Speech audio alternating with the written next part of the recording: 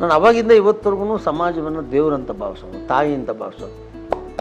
ನಾನು ಯಾವುದೇ ಇದು ಮಾಡೋದಿಲ್ಲ, ಯಾವುದು ಲೆಕ್ಕಾಚಾರದಲ್ಲಿ ಮಾಡಲಿಲ್ಲ. ನಾನು ಯಾವಾಗಲೂ ಕೂಡ ಎಲ್ಲೇ ಕೂತ್ಕೊಂಡ್ರು ಹಿಂಗೆ ಕೂತ್ಕೊಂಡು ಚಕ್ಕಪಕ್ಕಲೆ ಹಾಕೊಂಡು ಕೂತ್ಕೊಂಡು. ನೀವು ಕೆಲಸ ಮಾಡಬೇಕಾದ್ರಿಂದ ಹೌದು, ಅಲ್ಲೇ ನಮ್ಮ ಗೋಲ್ಡ್ ಸ್ಮಿತ್ ಅವರು ಎಲ್ಲರೂ ಚಕ್ಕಪಕ್ಕಲೆ ಹಾಕೊಂಡು ಕೂತ್ಕೊಂಡೇ ಮಾಡೋದು. ನಾವು ತಗೊಂಡೋಗಿ ನಿಂತಿರೋ ಲಾರಿಗೆ ಹಿಂದೆ ಕಂಬಿ ಇರ್ತದೆ, ಲಾರಿ ಹಿಂದೆ ತೊಗೊಂಡೋಗಿ ಕೊಟ್ಬಿಡ್ತಾನೆ ನಾನು ಸರ್, ನಿದ್ದೆ ಮಾಡ್ಬಿಡ್ತಾನೆ ಡ್ರೈವರ್. ಈ ಎಂಟರ್ ಪೊಸಿಷನ್ ಬಂದ್ಬಿಟ್ಟು ಹಿಂದೆ ಕೂತಿರೋ ಸೀಟಿಗೆ ಬೌನ್ಸ್ ಆಗುತ್ತೆ. ಅದಕ್ಕೆ ಇದು ಪೂರ್ತಿ ಮುಖ ಹೊಟ್ಟೋಗುತ್ತೆ. ಅವನು ಸತ್ತೋಗ್ತಾನೆ, ಇವನು ಸತ್ತೋಗ್ತಾನೆ. ನಿಂತಿದ್ದ ಜಾಗದಲ್ಲಿ ಆಲ್ ಸ್ಪಾಟ್ ಔಟ್. ನಾನೊಬ್ಬನೇ ಬಚಾವ್. ನನ್ನ ಕೈ ಕಾಲುಗಳೇನೂ ಆಗಿಲ್ಲ. ಒಂದು ವೇಳೆ ಈ ಕಾಲನೇನಾದ್ರು ಹಿಂಗಿಲಿ ಇರ್ತದೆ, 2 ಕಾಲು ಹೊಂಟರು. ಅದೆಲ್ಲ ಇದೆ. ಅಚಾನಕವಾಗಿ ವಿಶ್ವಕರ್ಮ ಉಳಿಸ್ತಾ ಅಂತ ಕೊನೆಗೆ ನಾನು ತೀರ್ಮಾನ ಮಾಡ್ತೀನಿ. ಇರಲಿ, ಒಂದಷ್ಟು ಜನ ನಾನು ಸತ್ತೋದ್ನಲ್ಲ ಅಂತ ಖುಷಿ ಪಡ್ತಾರೆ. ನಮ್ಮ ರಕ್ತ ಸಂಬಂಧವರೇ ಬಂದ್ಬಿಡ್ತಾರೆ, ನನ್ನ ದುಡ್ಡೆಲ್ಲ ಇಟ್ಟಿದ್ದೀನೋ ಅಂತ.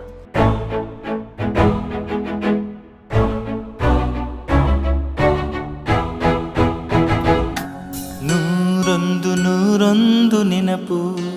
ಕೆಲವೊಂದೊಂದು ಉದ್ಯೋಗಗಳು ನಮ್ಮನ್ನು ಆಯ್ಕೆ ಮಾಡ್ಕೊಳುತ್ತೆ, ಕೆಲವೊಂದೊಂದು ಕೆಲಸಗಳು ಅದು ನಮ್ಮ ಹತ್ರ ಬರುತ್ತೆ. ನಾನು ಮಧ್ಯದಲ್ಲಿ ಎಲ್ಲೂ ಬಾಯಿ ಹಾಕಲ್ಲ ಅಥವಾ ಎಲ್ಲೂ ಪ್ರಶ್ನೆ ಕೇಳಲ್ಲ. ದಾವಣಗೆರೆ ಒಂದು ಇನ್ಸಿಡೆಂಟ್ ಏನು ನಡೆಯುತ್ತೆ, ಆ ಒಂದು ಆಕ್ಸಿಡೆಂಟ್ ಏನಾಗುತ್ತೆ, ಅವತ್ತು ನಿಮ್ಮ ಜೊತೆ ಟ್ರಾವೆಲ್ ಮಾಡ್ತಿದ್ದವರಲ್ಲಿ ಒಬ್ಬರು ನಮ್ಮ ಸಿನಿಮಾ ಪತ್ರಕರ್ತರು ಮನೋಹರ್ ಅಂತ, ನನಗೆ ಬಹಳ ಆತ್ಮೀಯರು ಕೂಡ ಆಗಿದ್ರು. ಇನ್ಫ್ಯಾಕ್ಟ್ ಅವ್ರು ಹೋಗೋಕ್ಕೆ ಮುಂಚೆ ಕೂಡ ಸಿಕ್ಬಿಟ್ಟು ಹೇಳಿದರು ಹಿಂಗೆ ಹೋಗ್ತಾ ಇದ್ದೀನಿ ಅಂತ. ಅದಕ್ಕೂ ಕೂಡ ನೀವು ಹೋಗಬೇಕು ಅಂತಿದ್ದು ಈ ನಿಮ್ಮ ವಿಶ್ವಕರ್ಮದ ವಿಚಾರವಾಗಿದೆ. ಏನು ಸರ್ ಅದು ಅಂದರೆ ಹೆಂಗೆ ಅದು, ವಾಟ್ ಇಟ್ ಹ್ಯಾಪನ್? ನೀವು ಕೇಳಿದ್ದೀರಾ ಇದನ್ನು, ಬಟ್ ಏನಾಗಿದೆ, ಒಂದು ಅಸ್ಪಷ್ಟ ವಿಷಯಗಳು ನಮಗೆ ಗೊತ್ತಿದೆ, ನಮಗೆ ಸ್ಪಷ್ಟವಾಗಿರೋ ವಿಚಾರಣೆಗಳು ಗೊತ್ತಿಲ್ಲ ಅದರಲ್ಲಿ. ಸೊ ಹೆಂಗೆ ಸರ್, ಏನಾಯಿತು, ಎಷ್ಟೊತ್ತು ಹೊರಟ್ರಿ ಇಲ್ಲಿಂದ? ಇನ್ನು ಶೂಟಿಂಗ್ ಮುಗಿಸ್ಕೊಂಡು ಹೊರಟ್ರಿ ನೀವು ಅಂತ ಕೇಳ್ಪಟ್ಟೆ. ನಾನು ಇಷ್ಟೆಲ್ಲ ವ್ಯವಹಾರಗಳು ಮಾಡೋವಾಗ ಜಾತಿ ಅನ್ನೋದು ನನಗೆ ಗೊತ್ತಿಲ್ಲದೇ ಬೆಳೆದಿರೋಂಥ ಆ ಸಂದರ್ಭಗಳಲ್ಲಿ ಒಂದು ಸಮಾಜಕ್ಕೆ ನನ್ನ ಆಯಸ್ಸನ್ನು ಕೊಡ್ತೀನಿ, ನನ್ನ ಜನಪ್ರಿಯತೆಯನ್ನು ಕೊಡ್ತೀನಿ, ಸಮಯ ಕೊಡ್ತೀರಾ, ನನ್ನ ಆಯಸ್ಸೇ ಆಯಸ್ಸು ಅದಕ್ಕೆ ಅಲ್ಟಿಮೇಟ್ ಅಲ್ಲ, ಕರೆಕ್ಟ್ ಕೊಡ್ತೀನಿ. ಹೆಂಡತಿ ಮಕ್ಕಳನ್ನ ಬಿಟ್ಟು ಈ ಸಮಾಜಕ್ಕೋಸ್ಕರ ದುಡಿಯೋಂಥ ಕೆಲಸಕ್ಕೆ ಕೈ ಹಾಕ್ತೇನೆ. ಒಂದು ನಯಾ ಪೈಸೆ ಸಮಾಜದಿಂದನೂ ಕೂಡ ನನಗೆ ಬರೋಲ್ಲ.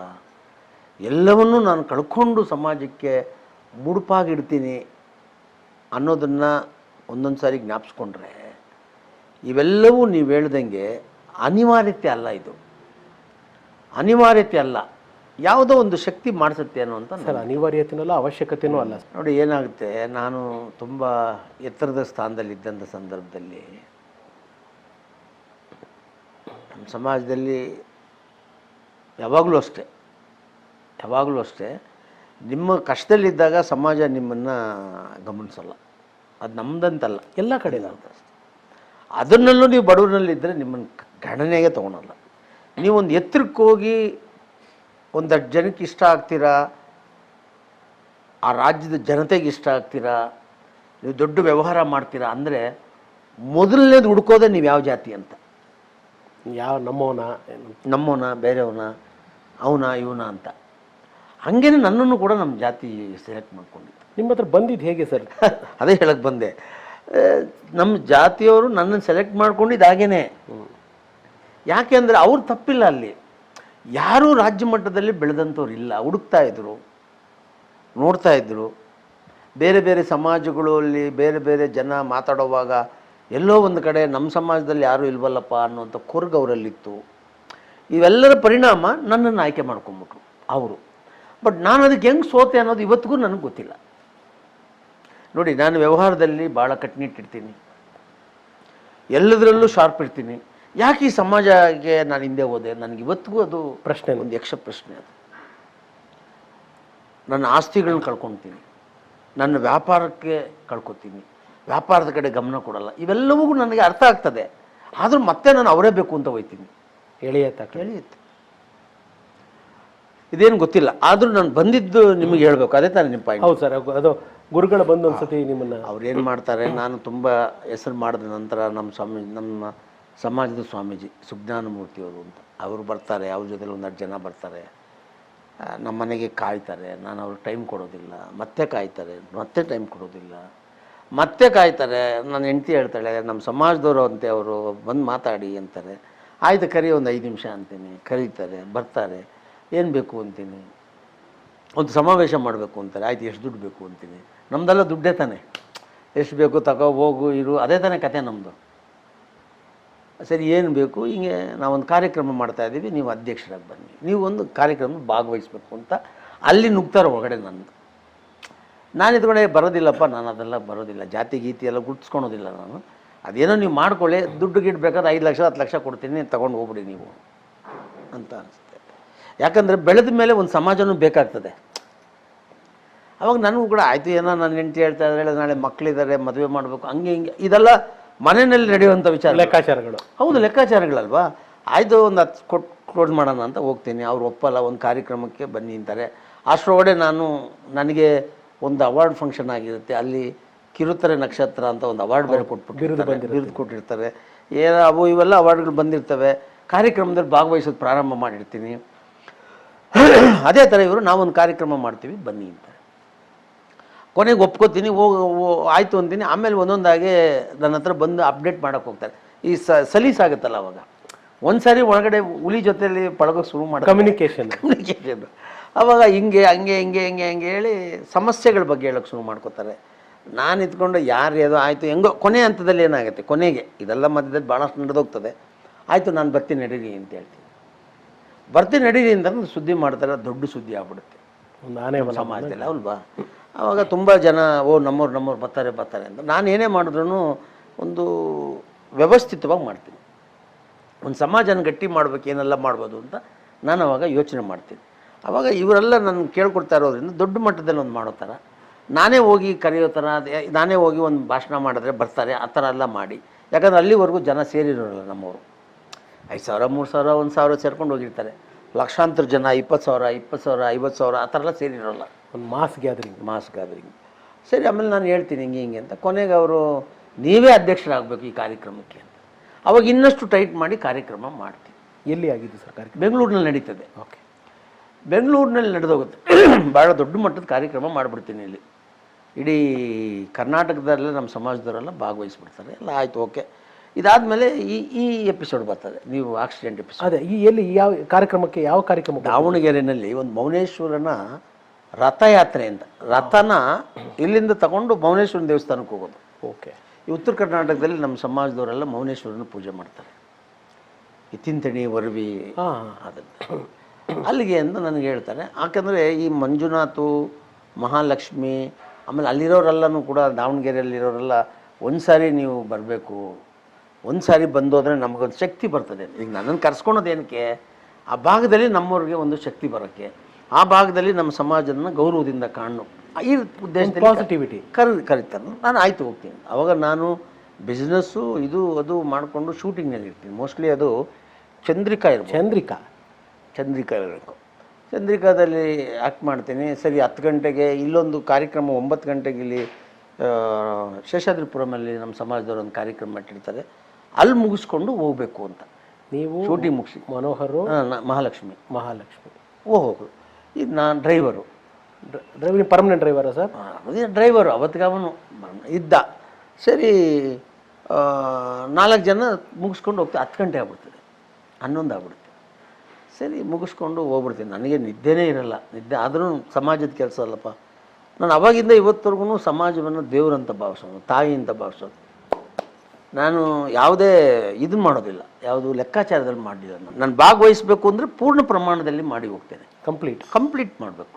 ಅರ್ಧದಲ್ಲೆಲ್ಲ ನಾನು ಜೀವಮಾನದಲ್ಲಿ ಯಾವುದು ಮಾಡಿಲ್ಲ ನಾನು.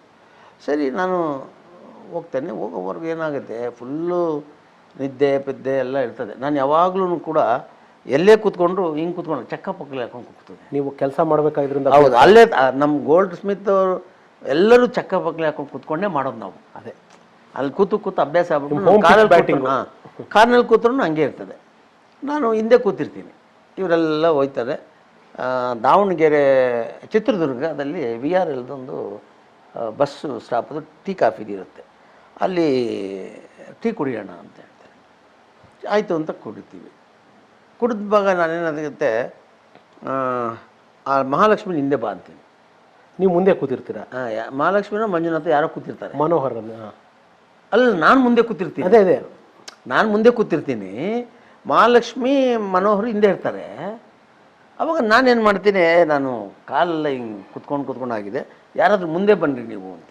ಚಿತ್ರದುರ್ಗದಲ್ಲಿ ನಾನು ಹಿಂದೆ ಇದು ಕೂತವನು, ಮುಂದೆ ಕೂತವನು ಹಿಂದೆ ಬರ್ತೀನಿ. ನನ್ನ ಜಾಗ ರೈಟಲ್ಲಿ, ಆ ಕಡೆ ಮಹಾಲಕ್ಷ್ಮಿ, ಆ ಕಡೆ ಮಂಜುನಾಥ್, ಮೋಸ್ಟ್ಲಿ ಅದೇ ಮನೋಹರು ಮಹಾಲಕ್ಷ್ಮಿ ನನಗೆ ಕೂತಿರ್ತೀವಿ. ಅಲ್ಲಿಂದ ಹೋಗಿ 5 ನಿಮಿಷ ಆಗಿರುತ್ತೆ ಅಷ್ಟೇ, 5 ನಿಮಿಷ ಇರ್ಬೋದು, ದಡ ಅಂತ ಹೊಡಿತಾನೆ ಶಬ್ದ.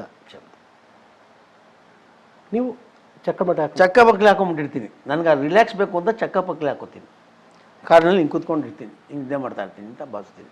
5 ಗಂಟೆ ಆಗಿರುತ್ತೆ. ತಗೊಂಡೋಗಿ ನಿಂತಿರೋ ಲಾರಿಗೆ ಹಿಂದೆ ಕಂಬಿ ಇರ್ತದೆ, ಲಾರಿ ಹಿಂದೆ ತೊಗೊಂಡೋಗಿ ಕೂತ್ಬಿಡ್ತಾನೆ ಲಾನ್ಸರ್. ನಿದ್ದೆ ಮಾಡ್ಬಿಡ್ತಾನೆ ಡ್ರೈವರ್, ಗುದ್ದು ಬಿಡ್ತಾನೆ. ನಿಮ್ಗೆ ಆ ಶಬ್ದ ಅಷ್ಟೇ ಲಾಸ್ಟ್? ಅಷ್ಟೇ. ನಾನೇನು ಮಾಡ್ತೀನಿ, ಕೂತಿರ್ತೀನಲ್ಲ, ಈ ಎಂಟರ್ ಪೊಸಿಷನ್ ಬಂದ್ಬಿಟ್ಟು ಹಿಂದೆ ಕೂತಿರೋ ಸೀಟ್ಗೆ ಬೌನ್ಸ್ ಆಗುತ್ತೆ. ಅದಕ್ಕೆ ಇದು ಪೂರ್ತಿ ಮುಖ ಹೊಟ್ಟೋಗುತ್ತೆ. ಅವನು ಸತ್ತೋಗ್ತಾನೆ, ಇವನು ಸತ್ತೋಗ್ತಾನೆ. ನಿಂತಿ ಜಾಗದಲ್ಲಿ ಆಲ್ ಸ್ಪಾಟ್ ಔಟ್. ನಾನೊಬ್ಬನೇ ಬಚಾವ್ ಹಿಂದೆ. ಆಮೇಲೆ ಕಾರ್ ಹೆಂಗೆ ಅಂದರೆ ನಂದು ಬಿಟ್ಟು ಬೇರೆ ಎಲ್ಲ ಸ್ಕ್ರಾಪ್. Lancer sir? ಲ್ಯಾನ್ಸರ್. ಅದೇ ಅವಾಗ ನಿಮ್ಮ ಹತ್ರ? ಹೌದು, ಸಿಲ್ವರ್. ಹೌದು, ಸ್ಕ್ರಾಪ್ ಅದು. ಮುಗಿದೋದೆ ಕ್ಲಿಯರ್ ಅದು. ಆಮೇಲೆ ರೋಡಲ್ಲಿ ಯಾರೋ ಬಿದ್ದಿರ್ತೀನಿ, ಎಲ್ಲರೂ ಓಡ್ ಬಂದ್ಬಿಡ್ತಾರೆ. ಅಲ್ಲಿ ನಾನು ನೋಡ್ತಾರೆ, ಓ ನಂಜುಂಡಿಯವರು ಅಂತ ಆಗುತ್ತೆ. ತಗೊಂಡೋಗ್ತಾರೆ ಚಿತ್ರದುರ್ಗ, ದಾವಣಗೆರೆಗೆ. ಅದು ಸೀರಿಯಸ್ ಆಗಿರುತ್ತೆ, ಎಲ್ಲ ಜ್ಞಾನ ಇರಲ್ಲ, ಏನೂ ಇರಲ್ಲ, ಎಲ್ಲ ಇದಾಗಿರುತ್ತೆ. ಆವಾಗ first time in Karnataka air lift ಆಗೋದು. ನಂದೇ ಫಸ್ಟ್. ಇಲ್ಲಿ ಮನೆಯಲ್ಲಿ ಸರ್ ಮೇಡಮು ಏನು ಮಾಡೋದು, ಮನೇಲಿ ಇರ್ತಾರೆ. ಅಲ್ಲ, ಅವ್ರಿಗೆ ಗೊತ್ತಾಯ್ತು. ಏನು ಗೊತ್ತು, ರಾತ್ರಿ ನಡೆದಿರೋದು 5 ಗಂಟೆ 5:30 ಬೆಳಗಿನ ಜಾವ. ಅಲ್ಲೊಂದು 6, 7, 8 ಗಂಟೆ ಗೊತ್ತಾಗ್ಬಿಡುತ್ತೆ. ಅಷ್ಟು ಸ್ಪ್ರೆಡ್ ಆಗ್ಬಿಡುತ್ತೆ. ಪಾಪ್ಯುಲರ್ ವ್ಯಕ್ತಿಗಾದಾಗ ಅದು ಸ್ಪ್ರೆಡ್ ಆಗಿಬಿಡುತ್ತೆ. ಇಲ್ಲ ಅಶೋಕ್ ಕುಮಾರ್, BB ಅಶೋಕ್ ಕುಮಾರ್ ಅಂತ ನಮ್ಮ ಇನ್ಸ್ಪೆಕ್ಟರ್ ಇದಾಗಿದ್ದಾರೆ, ACP. ಹೌದು, ಅವರು ನಾನು ತುಂಬ ಫ್ರೆಂಡ್ಸ್. ನಾವು ಅವ್ರು ಏನು ಮಾಡ್ತಾರೆ, ಅವರು ದುಡ್ಡೇ ಕೊಡದೇ ಇದ್ರೂ ಕೂಡ ನಮ್ಮ ಮೇಲೆ ನಂಬಿಕೆ ಅಲ್ಲ, ಎಷ್ಟು ದೊಡ್ಡ ಅಂಗಡಿ ನಡೀತಾ ಇರ್ತದೆ. ಅವ್ರೇನು ಮಾಡ್ತಾರೆ, ಅಲ್ಲಿಂದ ಇದಾಗಿ ಬರೋದು ಕಷ್ಟ, ಟ್ರಾವೆಲಿಂಗ್ ಕಷ್ಟ. ಆ್ಯಂಬುಲೆನ್ಸ್ ಏರ್ ಲಿಫ್ಟ್ ಮಾಡಬೇಕು ಅಂತ ಹೇಳಿ ಅವರು ಹೆಲಿಕಾಪ್ಟರ್ ಕಳಿಸಿ ನಾನು ಅಲ್ಲಿಂದ ಮಣಿಪಾಲ್ ಅವರು ಅಕ್ಸೆಪ್ಟ್ ಮಾಡ್ಕೋತಾರೆ. ನಾವು ಟ್ರೀಟ್ಮೆಂಟ್ ಮಾಡ್ತೀವಿ ನಮ್ಮ HAL ಅಲ್ಲಿಗೆ ನನಗೆ ಏರ್ ಲಿಫ್ಟ್ ಆಗುತ್ತೆ. ಕಾನ್ಷಿಯಸ್ಸೇ ಇಲ್ಲ ನನಗೆ ಯಾವಾಗ, ನನಗೊಂದು 15 ದಿನವರೆಗೂ ನನಗೇನು ಗೊತ್ತಿಲ್ಲ. ಇಲ್ಲಿ ಮೇಡಮ್ಮು ಕನ್ಸೀವ್ ಆಗಿದ್ರು. ಅವರು ಗರ್ಭಿಣಿ. ಓಕೆ, ಆದಿತ್ಯ ಅವ್ರದ್ದು. ಅಯ್ಯೋ, ಲೈಫ್ನಲ್ಲಿ ಏನೇನಾಗುತ್ತೆ ಗೊತ್ತಾ, ನಾನು ಆಕ್ಸಿಡೆಂಟ್ ಆಗ್ತೀನಿ, 10 ಜನ ನಾನು ಸತ್ತೋದ್ನಲ್ಲ ಅಂತ ಖುಷಿ ಪಡ್ತಾರೆ ಸರ್. ಅದು ನಾವು ಸಿನಿಮಾದವರು ಅದನ್ನು ಹೇಳಬಾರ್ದು. ಅವರು ಕೆಲವು ಆಚರಣೆಗಳು ಕೂಡ ನಡೆಸಿದ್ದು ಉಂಟು ಅಲ್ವಾ, ಆಗ್ತದೆ. ಬಟ್ ನನಗೆ ಅದೆಲ್ಲ ಗೊತ್ತಾಗಲ್ಲ. ಆಮೇಲೆ ಅದು ಬಿಡಿ, ನಮ್ಮ ರಕ್ತ ಸಂಬಂಧವರೇ ಬಂದ್ಬಿಡ್ತಾರೆ, ನಾನು ದುಡ್ಡೆಲ್ಲ ಇಟ್ಟಿದ್ದೀನೋ ಅಂತ.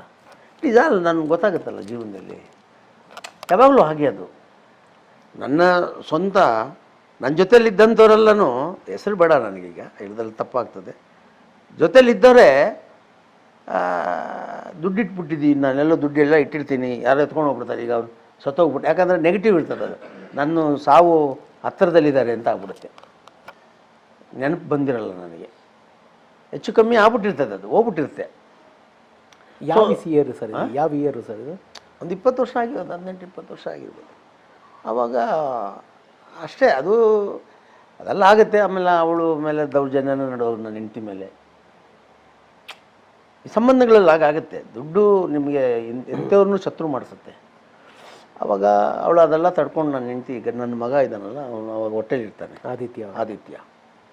ಆಮೇಲೆ ಅವಳು ಕೂಡ ಧೈರ್ಯವಾಗಿ ಫೇಸ್ ಮಾಡ್ತಾಳೆ. ಪಾಪ ಅವಳಿಗೂ ಗೊತ್ತಿಲ್ಲ, ಆಕೆ ಕೂಡ ಕನಕಪುರದಿಂದ ಬಂದಿರ್ತಾಳೆ, ಅವಳು ಕಮರ್ಷಿಯಲ್ ಗೊತ್ತಿರೋದಿಲ್ಲ. ಮನೆ ಹೆಣ್ಮಕ್ಳಲ್ಲ ಸರ್, ಏನು ಗೊತ್ತಿರಲ್ಲ. ಅವರಾಯಿತು, ನಮ್ಮ ಅತ್ತೆ ಮಾವನು ಕೂಡ ಭಾಳ ಒಂದು ಮಿಡಲ್ ಕ್ಲಾಸ್ ಫ್ಯಾಮಿಲಿ. ಅದು ಭಾಳ ಸಿಸ್ಟಮೆಟಿಕ್ ಆಗಿರ್ತಾರೆ, ಈಚೆ ಹೊರಗೆ ಗೊತ್ತಿರಲ್ಲ. ಅವ್ರಿಗೂ ಆಘಾತ ಅವಳಿಗೆ. ಆಮೇಲೆ ಒಂದಷ್ಟು ದಿನ ಆದಮೇಲೆ ನನಗೆ ನೆನಪು ಬರ್ತದೆ. ಭಾಳ ಒಳ್ಳೊಳ್ಳೆ ಪಿಕ್ಚರ್ ರೈಟ್ಸ್ ಎಲ್ಲ ನನ್ನ ಹತ್ರ ಇದೆ. ನಾನು ಮುಂದೊಂದು ದಿನ ಮಾಡೋಣ. ಇದು ಇಷ್ಟಕ್ಕೆ ಜಮಾನ ಮುಗಿದೋಗಿಲ್ವಲ್ಲ, ಅದಕ್ಕೆ ನಾವೆಲ್ಲ ಬಿದ್ದೋಗೋ ಗಿರಾಕಿಗಳಲ್ವಲ್ಲ. ಅದು ಸರಿ, ಯಾವಾಗ ಎದ್ದು ನಿಂತ್ಕೊಂಡು ಮಾಡಿದ್ರೆ ಆಯಿತು. ಅದು ದೇವರು ಎಲ್ಲವೂ ಅನುಕೂಲ ಕೊಟ್ಟಾಗ, ನಮ್ಮ ಕೈಲಿ ಆಗಿಲ್ಲ ಅಂದಾಗ ಅದನ್ನು ಕೊಲ್ಲಬಾರ್ದು, ಇನ್ನೊಬ್ಬರಿಗೆ ಕೊಟ್ಟು ಅದನ್ನು ಬದುಕಿಸು ಅಂತ ಹೇಳ್ಬೇಕು. ಅಂಥ ಸಂದರ್ಭ ಬಂದರೆ ಕೊಡ್ತೀನಿ, ಆದರೆ ಈಗ ಅಲ್ಲಿ ಕೊಡುವಂಥ ಪರಿಸ್ಥಿತಿ ಇಲ್ಲ.